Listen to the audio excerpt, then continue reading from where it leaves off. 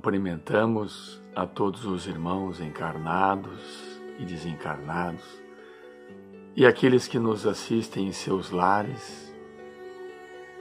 Que Deus e Jesus estejam conosco nesta hora, nos trazendo a sua paz e harmonia neste momento.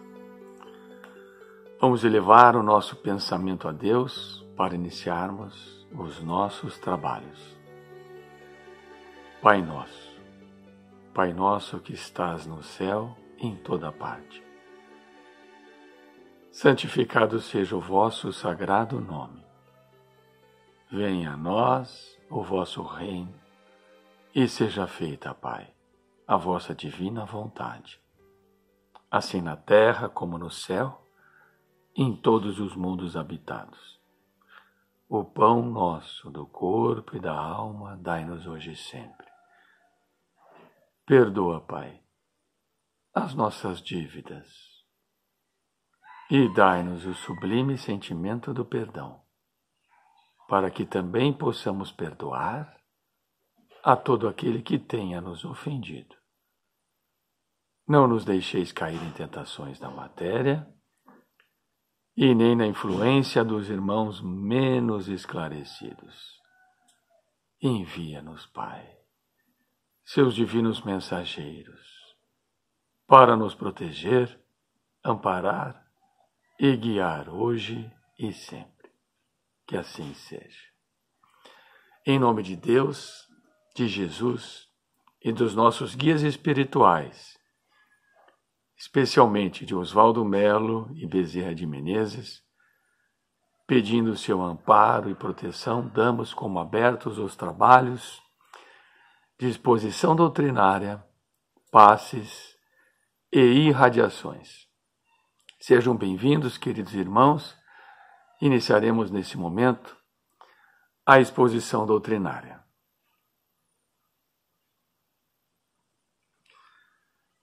E a exposição doutrinária do dia de hoje corresponde a um trecho extraído do 2º Congresso Espírita realizado na cidade de Belo Horizonte, Minas Gerais, no dia 16 de setembro de 2018, e proferido pelo querido irmão expositor Haroldo Dutra Dias, cujo tema é Bem-aventurados os mansos e pacíficos. Falaremos hoje sobre o versículo 5, capítulo 9 do Evangelho segundo o Espiritismo. Bem-aventurados os mansos e pacíficos, porque eles herdarão a terra. Aqui há uma promessa de recompensa aos brandos e aos mansos, a promessa da terra futura, do mundo vindouro.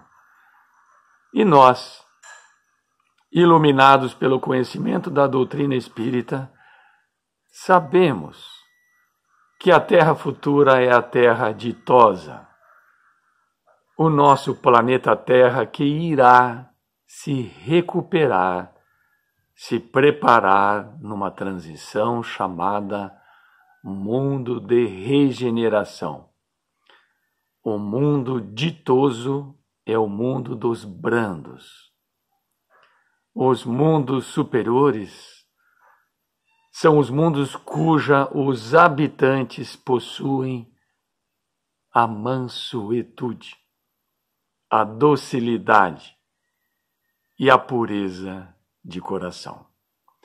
De modo que, em toda a história bíblica, nós veremos um contraponto curiosíssimo, muito curioso. Tanto aqueles que não conheciam ou que não estavam afinizados com a mensagem espiritual, quanto os religiosos, sempre pautaram as suas vidas e as suas condutas pela violência, pela força.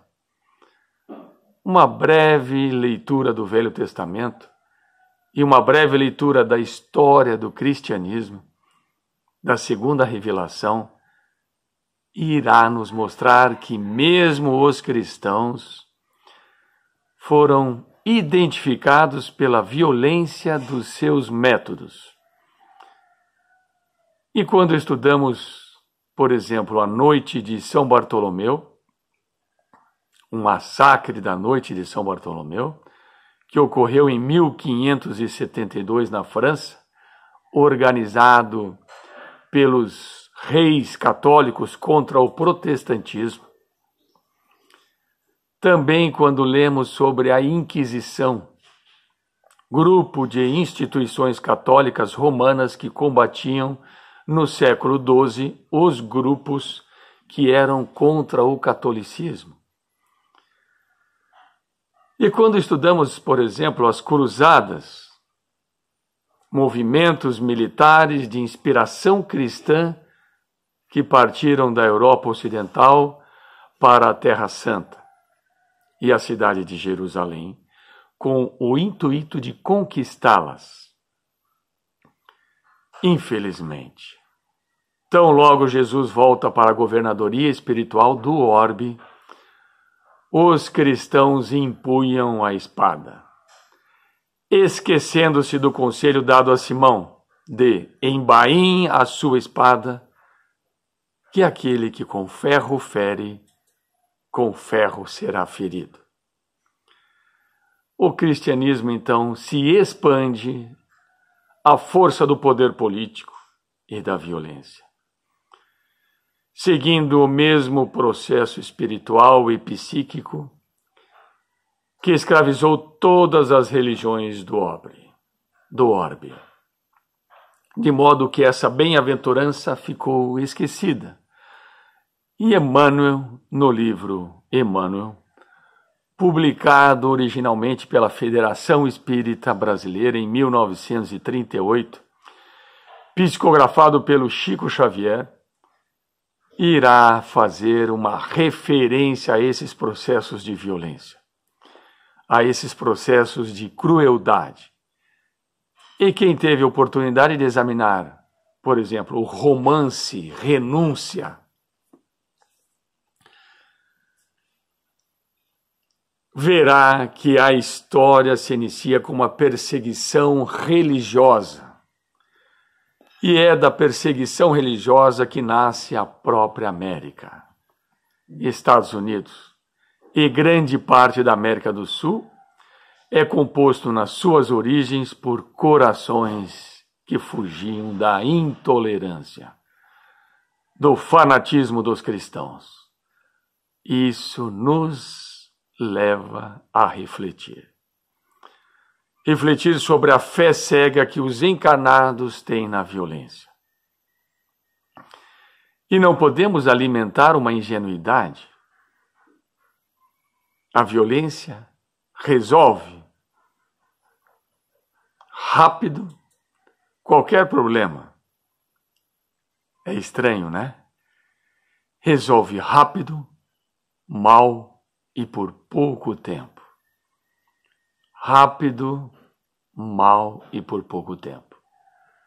Já a brandura e a paz é um processo difícil de ser implementado, difícil de ser mantido, cujos resultados demoram muito para surtir efeito.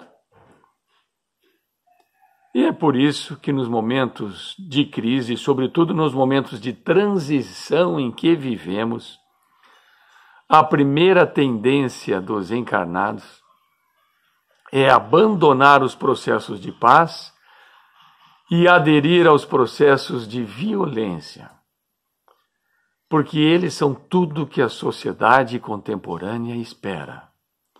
Soluções rápidas, ainda que deficientes. Nós vivemos o mundo da rapidez e da pressa. Queremos solucionar questões que demandam séculos, em 1 minuto apenas, adotando processos precipitados, que não consideram o espírito de sequência da natureza. A natureza tem um espírito de sequência. A natureza respeita ciclos, que são os ciclos da própria vida. estabelecidos pelo Criador. Portanto, nós sempre identificamos o violento e aquele que detém o poder de intimidar e de impor como a pessoa mais apta a solucionar.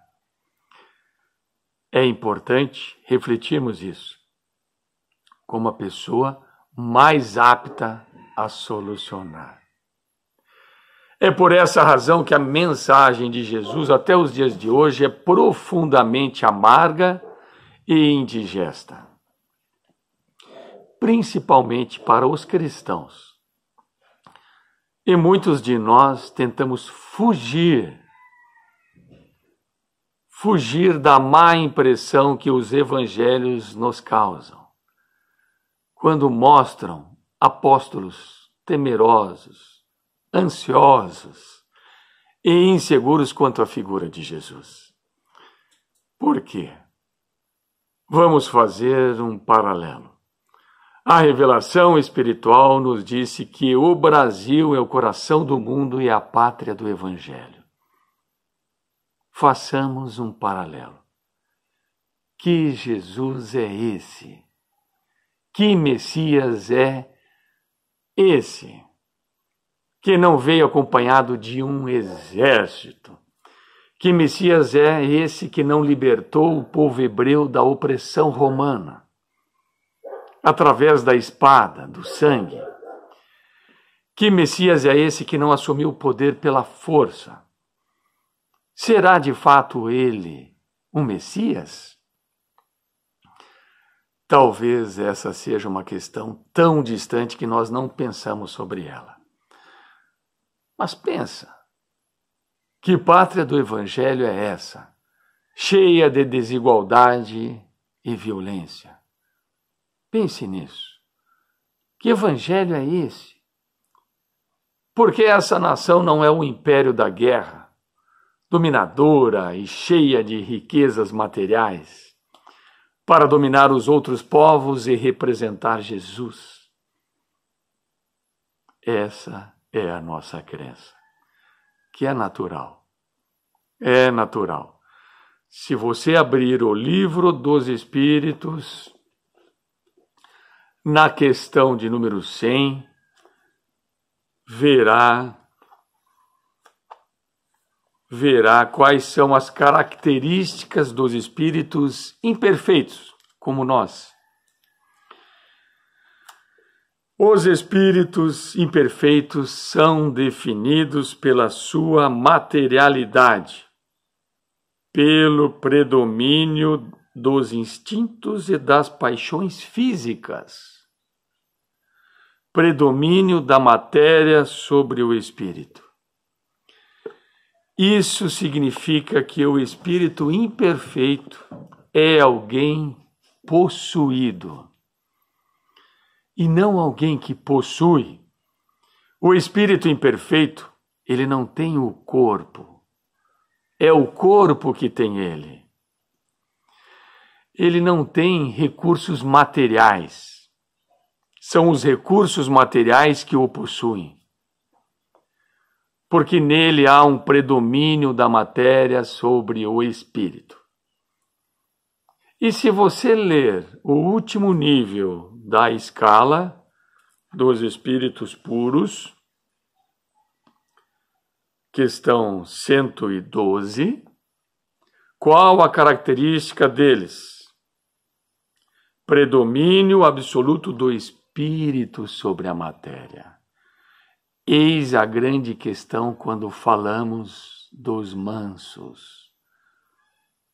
Quando Estevão foi preso e fez o seu discurso no Sinédrio, Saulo de Tarso o interrogou: que Messias é esse que nos apresenta? Um enviado de Deus que não teve poder nem para se libertar? Não teve força suficiente nem para descer da cruz injusta? É essa criatura, sem poder, sem força, que você quer que nós sigamos? E se vocês lerem atentamente o livro Paulo e Estevão, verão a resposta de Estevão na casa do caminho e no sinédrio. Ele disse assim: e o que esperava você? Um dominador que viesse em uma biga com cavalos poderosos, capaz de tombar ao primeiro buraco da estrada? Olhem a metáfora utilizada por Estevão. O que nós encarnados vamos esperar? Um veículo poderoso que para por falta de combustível? É esse o poder? O poder de um guerreiro que almoça agora e amanhã pode morrer de uma infecção intestinal? É esse o poder? De alguém que pode liderar um exército de milhares e milhares de pessoas e morrer por um infarto? Então, a natureza da vida corporal é uma natureza de fragilidade. A marca da encarnação é a marca da fragilidade. Nós estamos aqui agora e pode ser que daqui 2 horas vocês e eu estejamos, mas não mais como encarnados. Essa fragilidade da vida encarnada deveria ser suficiente para percebermos que nenhum poder que emana da matéria se compara ao mais simples poder que emana do espírito. Por quê? Não importa a posição que você ocupe, não importa os títulos que você ostente, não importa as propriedades em teu nome, e não importa quantos soldados você comanda. Todos teremos um encontro inevitável com a morte. A morte, no simbolismo bíblico, é o grande julgamento do encarnado. É o dia do juízo. É o dia da aferição. É o dia em que todos nós entregaremos tudo que as mãos podem carregar e seremos avaliados por aquilo que o coração carrega. Portanto, a marca dos espíritos superiores é a afabilidade, a doçura. Afabilidade e doçura. Por isso o trabalho do Evangelho nunca foi um trabalho de convencer. Nunca foi. O trabalho do Evangelho desde o primeiro dia foi o trabalho de converter e transformar. A diferença do convencimento para a conversão é do grau do comprometimento do espírito. Na conversão, o ser se torna absolutamente comprometido com a causa. Essa é a grande diferença. E essa bem-aventurança, então, que é a integração do espírito com o Criador, aponta para os destinos futuros da Terra. Os destinos futuros da Terra. Outro grande tema que está presente no Novo Testamento e que aparece nessa bem-aventurança. Outro grande tema. Todos os brandos e pacíficos que foram trucidados e que foram martirizados pela violência humana formam a grande caravana dos redimidos. Então, nós costumamos pensar em Allan Kardec como um espírito apenas dotado de muita inteligência e de muito bom senso. Muito bom senso capaz de fazer uma obra educativa e de organizar o material da revelação. Mas não é só isso. não é só isso. Esse espírito compõe a caravana dos mártires redimidos, porque ele foi queimado vivo na encarnação como Jan Hus. No dia 6 de julho de 1415, foi queimado vivo em Constança, Germânia, futura Alemanha. Célebre pensador, sacerdote reformador tcheco, nascido em 1369, filho de pais camponeses, Jan Hus completou seu curso na Universidade de Praga, onde se formou em teologia, em artes e em filosofia. Queimado, vivo, sem perder a sua brandura, sem perder a sua mansuetude, a ponto de nós termos aquela história tragicômica. Jan Hus estava com os gravetos todos em torno do seu corpo, e ele amarrado.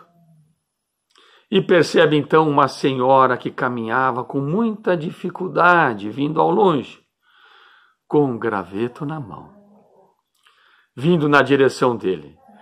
Era uma senhora cristã, que vinha trazer um graveto para pôr fogo em alguém. Ela então vem andando, olha para ele com um olhar de reprovação e diz: está errado. Temos que defender Jesus. Vamos queimá-lo. E joga o graveto. E Jan Hus diz assim: santa ignorância. Uma ignorância santa. E é queimado. Mas retorna em uma missão de verdade. Retorna numa missão de fé raciocinada. Retorna em uma missão de libertação da alma, do fanatismo e da violência. Não há uma palavra, um gesto de violência na vida do codificador. Há gestos de firmeza. É um educador firme. O que é, é. O que não é, não é. Mas não violência. Basta uma leitura da obra Viagem Espírita em 1862 para sabermos como que o codificador lidava com as questões que hoje o movimento espírita lida, sempre vivendo a caridade. E nós poderíamos citar aqui, neste momento, entre todos nós, encarnados e desencarnados, entre meus irmãos que nos assistem em seus lares, quantos espíritos já se libertaram do fascínio da violência? Ou melhor, do fascínio dos métodos da violência. E compreenderam que o cosmos, a criação infinita, é dirigida pelo Supremo Poder. Isso seria suficiente para refletirmos. Se a vida é dirigida pelo Supremo Poder, por que ele não resolve agora, de uma vez por todas, todos os nossos problemas? Será por falta de poder? Será que Deus é fraco? Falta-lhe poder para solucionar os problemas? Então, Humberto de Campos dará a chave para o entendimento disso. Humberto de Campos diz assim: Deus usa o tempo, não a violência. A mais, o tempo demora. Por isso que ele resolve. E todos os processos da natureza estão embasados no tempo. Acontece que nós precisamos discernir. Se você plantar alface hoje, você come daqui 15 dias. Se você plantar o café hoje, Você vai tomar a primeira xícara quando? No mínimo 5 anos depois. Porque toda a semente demanda um tempo específico para frutificar. Todos nós, espíritos, somos sementes e cada um de nós demora o tempo necessário para se frutificar. E ninguém sai da categoria de espírito imperfeito para a categoria de espírito superior no susto. Há um tempo do amadurecimento. Há um tempo. Há inclusive um tempo da saturação do espírito, que às vezes escolhe uma determinada experiência equivocada e permanece nessa experiência por 2, 3, 4 mil anos, até que ele se canse.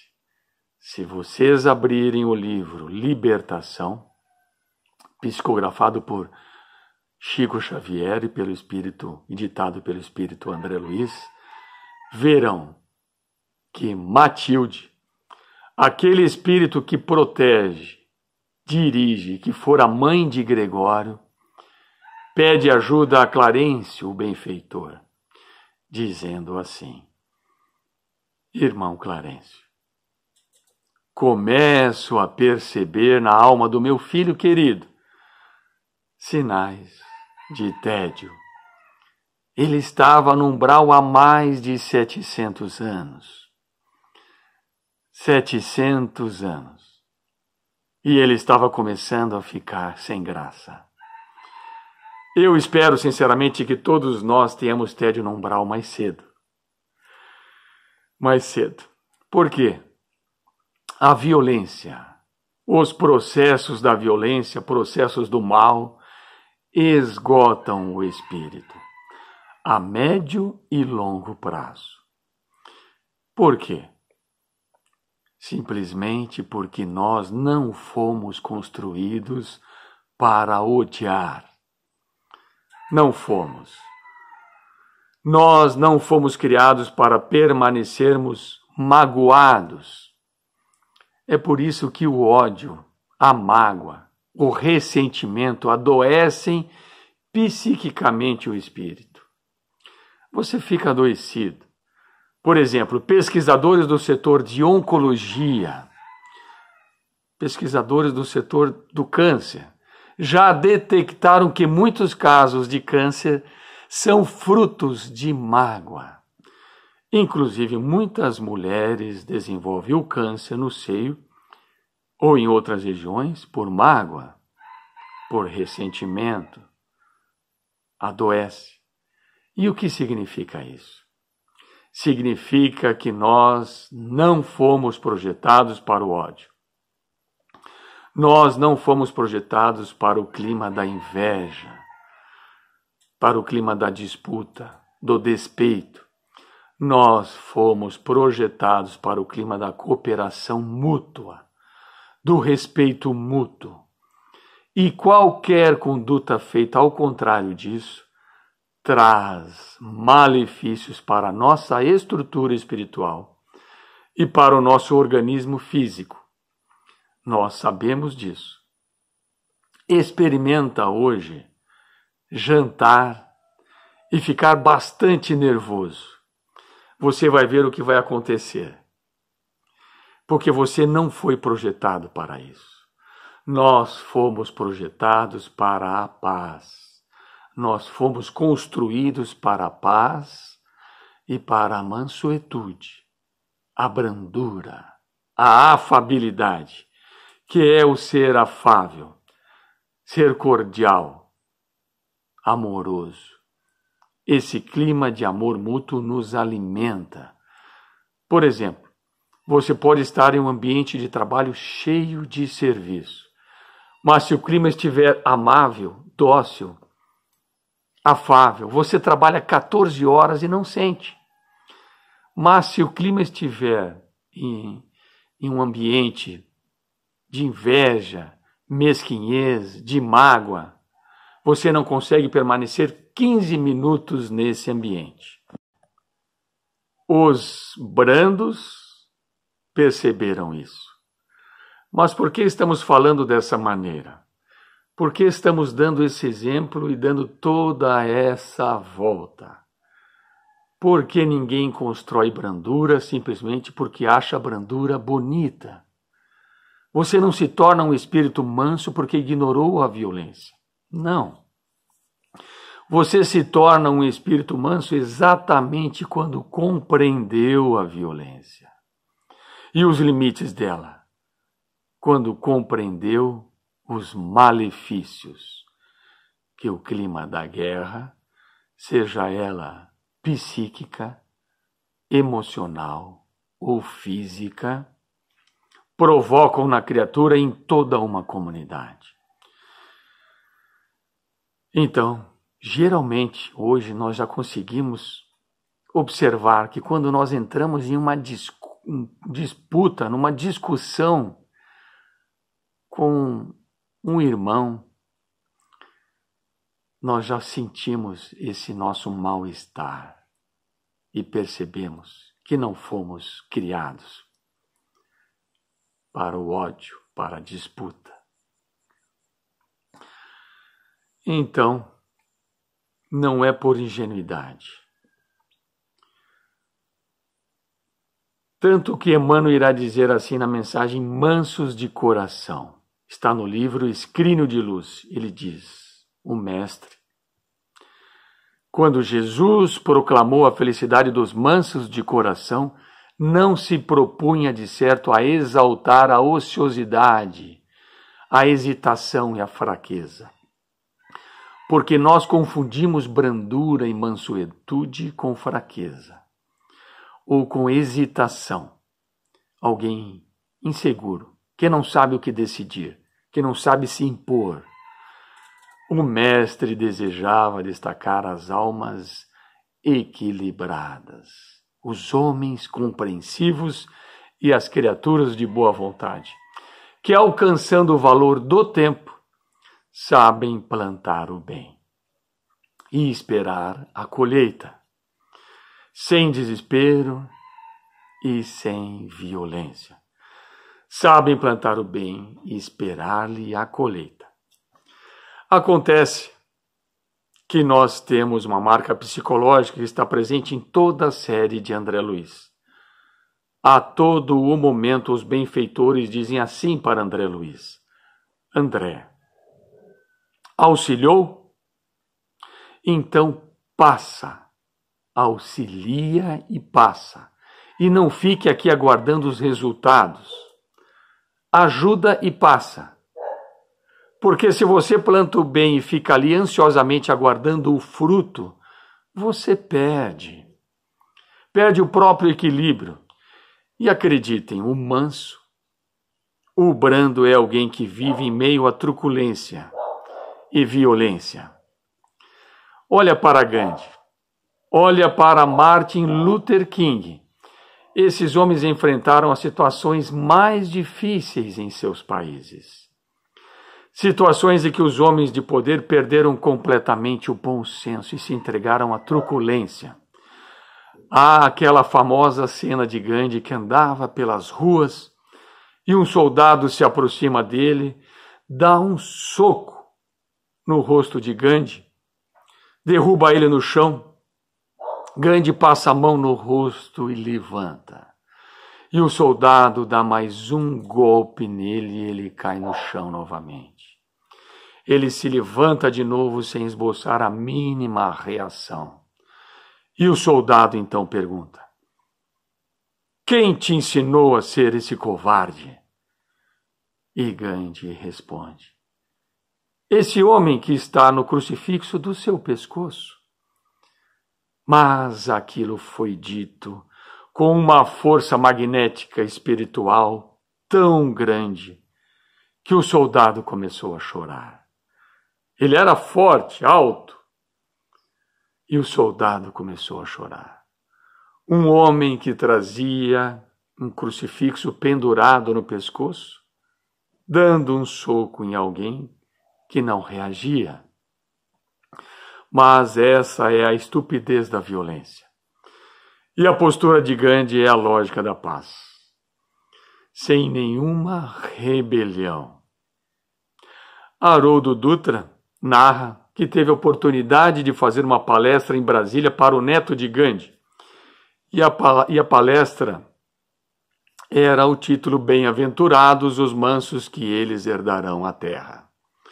E o neto de Gandhi ficou assim olhando, assistindo, porque não conhecia o espiritismo. E depois seria a fala dele. E ele então agradeceu a Haroldo e pediu: você me permite contar um caso sobre o meu avô, baseado no que você falou? E contou. Nós éramos crianças. Meus pais iam visitar a casa de meu avô Gandhi e de minha avó. E como toda criança, a gente fazia umas coisas que não se deve fazer. Fazíamos arte. E um dia eu fiz uma coisa lá bem feia, mas muito feia mesmo. E vovô Gandhi chamou na mesa com vovó e disse assim para mim: meu neto, se você fez isso, eu não fui capaz de transmitir a você os valores da paz e os valores da educação.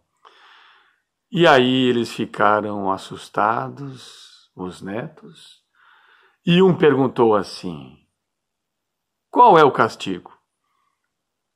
E Gandhi falou: eu vou aplicar em mim um castigo. Vou ficar 15 dias sem comer, por não ter conseguido, meu neto, te transmitir os valores da paz. Aí o neto disse que ele ia comer, e ele comendo, e amava o avô. Então ele começava a comer e via que o avô não estava comendo. Então ele começou a sentir vergonha do que ele fez. Veja, o Gandhi não deu um castigo para ele, deu um castigo nele mesmo. Passados uma semana, ele falou: vô, por favor, volta a comer. Eu prometo que nunca mais vou fazer isso. E é tão diferente, né? Então, o manso não é um fraco. O manso é o forte que entendeu que tudo tem um tempo. O manso de coração é o que percebeu que a vida tem uma lógica e um tempo para se manifestar. Você demorou de 7 a 9 meses. Se foi muito apressadinho, 7. Se foi no prazo, 9 meses para encarnar. E depois que encarnou, 7 anos para completar a encarnação. Tudo demanda um tempo. Não é porque você foi no supermercado e comprou um queijo que o queijo passou a existir naquela hora. Alguém produziu e demorou muito tempo. E alguém transportou até chegar no supermercado. Então nós vivemos em uma sociedade que acha que tudo pode ser resolvido em 1 minuto. Afinal de contas, eu entro na internet e peço, e tudo se resolve. Mas não na vida espiritual. É por isso então que encerraremos com uma mensagem linda. Está no Antologia da Espiritualidade, psicografado por Francisco Cândido Xavier, e se chama Cantiga da Esperança. Essa mensagem responde uma pergunta, principalmente quando você briga com Deus e você pergunta: será que Deus não tem poder de mudar imediatamente as coisas? Se você já se fez essa pergunta, ouça essa cantiga. Cantiga da Esperança, Maria Dolores, Chico Xavier. Alma querida, por mais que o mundo te atormente a fé simples e boa, por mais te lance gelo na alma crente, na sombra que a traiçoa, alma sincera, escuta. Sofre, tolera, aprende, aperfeiçoa. Porque de esfera a esfera, ninguém consegue a palma da vitória sem apoio na luta. Espera, que a esperança é a luz do mundo, oculta maravilha, que em toda parte se revela e brilha para a glória do amor. A noite espera o dia, a flor, o fruto, o espinho, a rosa, o mármore, o buril. O próprio solo bruto espera o lavrador, armado de atenção, arado e zelo. O verme espera o sol para aquecê-lo. A fonte amiga que se desentranha do coração da pedra da montanha, enquanto serve, passa e se incorpora aos encargos do rio que a devora. E espera descansar, quando chegue escondida a paz da grande vida que há no seio do mar. Seja o que for que venhas a sofrer, abraça o lema regenerador do perdão por dever. Leva pacientemente o fardo que te leva. Entre o rugir do vento e o praguejar da treva, abençoa em caminho os açoites das angústias em torvo redemoinho. Onde não passas, coração, e segue sem parar, amando, restaurando, redimindo, edificando. Em suma, não te revoltes contra coisa alguma. Ao vir a tarde mansa, na doce quietação crepuscular, quando a graça do corpo tomba e finda, verás como foi alta, nobre e linda a aventura de esperar. E enquanto a noite avança para dar-te as visões de uma alvorada nova, nas asas da esperança bendirás a amargura, a dor e a prova, agradecendo à terra a bênção de entendê-las. Subirás para o ninho da luz nas estâncias da paz, que te aguarda, tecido em radiações de estrelas. Então, compreenderás que, além do mais além, no coração da altura, Deus trabalha, Deus sonha, Deus procura, Deus espera também. Muito agradecido, e que tudo o que for dito aqui serviu primeiramente para quem falou, pois os ouvidos mais perto da minha boca são os meus. Muita paz.